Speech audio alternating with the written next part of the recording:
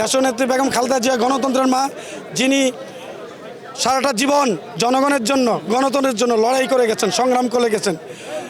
মায়ানমারের অং সান সু চি গণতন্ত্রের জন্য যেমন শান্তির জন্য নোবেল পেয়েছেন, আমরা আশা করি আগামীতে দেশনেত্রী বেগম খালেদা জিয়াকে নোবেল দেওয়া হবে গণতন্ত্রের জন্য, শান্তির জন্য ইনশাল্লাহ। এবং সারা পৃথিবীতে দেশনায়ক তারেক রহমানের মতো একজন লোক নাই, যার বাবা প্রেসিডেন্ট, যার মা প্রধানমন্ত্রী, যার বাবা স্বাধীনতার ঘোষণা দিয়েছেন, যার বাবা সরাসরি যুদ্ধ করেছেন, এমন একজন নেতা সারা পৃথিবীতে নাই। একমাত্র তারেক রহমান আছেন। তারেক রহমান আমাদের বিশ্ব নেতা, যিনি এই সরকারের ষড়যন্ত্রের কারণে দেশে আসতে পারেনি, কিন্তু উনি বিদেশে বসে আমাদেরকে দিক নির্দেশনা দিয়েছেন। ঢাকা মহানগর উত্তর বিএনপির আহ্বায়ক জনাব আমিনুল হক ভাইয়ের নেতৃত্বে এবং হাজী মোস্তফা জামান ভাইয়ের নেতৃত্বে আমরা রাজপথে আন্দোলন করছি, সংগ্রাম করছি।